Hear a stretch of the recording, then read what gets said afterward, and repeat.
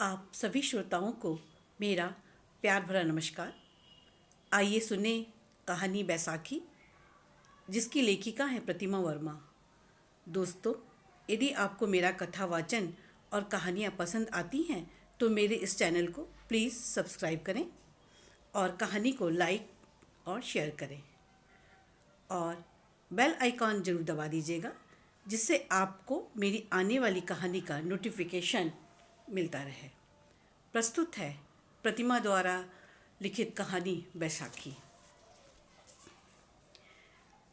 कच्ची लकड़ी के धुएं से काली हो गई कढ़ाई को ईंट से रगड़ते रगड़ते उर्मिला थक गई। जब सिर उठाया तो देखा गोपाल कह रहा था, अम्मा, माँ जी बोली हैं बैसाखी चाहिए तो अपनी अम्मा को भेज दे, आकर ले जाएगी। सुनकर एक बार फिर उसे आघात लगा। गुस्से में उसके हाथ और तेजी से झूठे बर्तन रगड़ने लगे। 1 महीने से पति पैर में चोट लगवा कर बैठा है। पहले ठेकेदार के यहाँ कभी कभार दिहाड़ी मिल जाती थी तो 2 पैसे का आगम था, अब वो भी नहीं रहा। सभी कहते हैं इलाज कराओ, जिसको देखो वह मशवरा दे जाता है, मदद करने वाला कोई नहीं। पड़ोस वाली दीदी बोल गई, अपने आदमी को बैसाखी ला के दे, नहीं तो चल फिर नहीं पाएगा। तब से पति है बैसाखी लाने की जिद कर रहा है। अब कहाँ से ले आए बैसाखी? माँ जी के यहाँ बैसाखी बेकार पड़ी है। सोचा था माँ जी दे देंगी, लेकिन वहाँ से भी ना हो गया। बैसाखी के सहारे 2 माह में कैसे माँ जी टंच हो गई थी। नहीं तो लोग बोल रहे थे कि माँ जी को ठीक होने में महीनों लग जाएंगे। उसने भी माँ जी का सब कुछ काम किया, सब कुछ तो वही संभाले हुई थी। पूरी गृहस्थी उसके ऊपर ही छोड़ दी थी माँ जी ने। पहली दफ़ा उसके कंधे के सहारे पलंग से उठकर बैसाखी लेकर माँ जी जब आंगन, बरामदे, किचन का मुआयना किया था, तब वह कितनी खुश हुई थी। धीरे धीरे बैसाखी की खटखट के साथ माँ जी का स्वर कठोर होने लगा। एक टांग पर खड़ी माँ जी फिर से सर पर सवार होकर काम कराने लगी। साहब तो उसकी सेवा से बहुत खुश थे। बख्शिश देने लगे तो उसने मना कर दिया, नहीं साहब, ये हमारा फ़र्ज़ था। वही माँ जी अपने पैर की हो गई हैं तो सब एहसान भुला बैठी। एक दिन की बात है, माँ जी बोली, आजकल तेरा काम साफ नहीं हो रहा है। कभी बर्तन झूठे रहते हैं तो कभी कढ़ाई में तेल रह जाता है। ठीक से काम किया कर। उससे और अधिक मिनमेक सहन नहीं हुआ तो वह बिना बोले काम छोड़कर बैठ गई। यहाँ तक कि 1 महीने का पगार लेने भी नहीं गई। ना माँ जी ने उसे पगार दिया। एक दिन गोपाल को भेजा था, लेकिन उसे खाली हाथ लौटा दिया और कहा, जा अपनी अम्मा को भेज, पगार आकर ले जाएगी।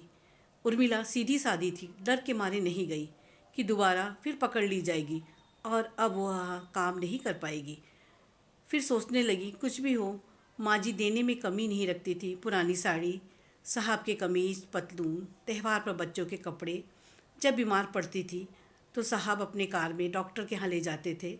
सब बाबूजी ही तो करते थे। भला कोई साहब ऐसा करेगा? उसका रोम रोम बाबूजी को दुआ कर रहा था। बर्तन मांजकर वह उठी, चूल्हा सुलगाया। सवेरे से 1 कप चाय नहीं मिली है। अभी तक माँ जी क्या होती तो 4 कप चाय पी ली होती। तभी भीतर से गोपाल के बापू ने कहा, क्यों रे, बैसाखी मंगाई थी साहब के यहाँ से, अब मुझे चला नहीं जाता। वह बोली, तुम तो पैर में चोट लगवा कर बैठे हो, भेजी थी गोपाल को, माँ जी ने मना कर दिया। मैं तो अब उनके दरवाजे मांगने नहीं जाऊंगी। पति बड़बड़ाया, मिजाज तो देख महारानी के, कहाँ तो दिन रात माँ जी क्या काम करती रहती थी, मरी जाती थी माँ जी के लिए। अरे गरीब का काहे का अभिमान। लेकिन वह भी कसम खाए बैठी थी कि अब दोबारा उस घर में काम करने नहीं जाएगी। उतने समय तो वह 4 घर काम कर लेगी। माँ जी अब धीरे धीरे घर का कामकाज समेटने लगी, लेकिन काम का पसारा इतना बड़ा था कि ख़त्म ही नहीं हो रहा था। एक दिन साहब को बोली, जाओ तुम उर्मिला को मना कर ले आओ, अब मेरे से इस घर का काम नहीं हो पाता। दूसरे दिन साहब अपनी कार लेकर उसकी झोपड़ी के आगे दिखे। पति ने समझाया कि साहब आए हैं मनाने, तू चली जा काम करने के लिए। चलते समय साहब बोल गए, गोपाल को भेज देना, बैसाखी भी आकर ले जाएगा। बैसाखी पाकर आदमी खुश हुआ। लेकिन उर्मिला के अंदर कहीं कुछ टूट रहा था। स्वाभिमान, नारी दर्प या उसकी सहजता, गरीबी की विवशता ने उसे फिर उस ड्योढ़ी पर माथा टेकने को विवश कर दिया जहां वह दोबारा नहीं जाना चाहती थी। माँ जी ने 4 दिन के बर्तन इकट्ठे रखे थे। वह धीरे धीरे बर्तन धोने लगी। उस बर्तन धोने की आवाज़ में बैसाखी की आवाज़ कहीं गुम होती गई। बहुत दिनों बाद उसका पति गली के बाहर बैसाखी के सहारे बाहर घूमने निकला था। वह पुनः चेतना में लौट आई। उसे अब फिर घर में काम करना है और कल फिर माँ जी के यहाँ काम पे जाना होगा। कहानी सुनने के लिए आप सभी श्रोताओं को मेरा बहुत बहुत धन्यवाद।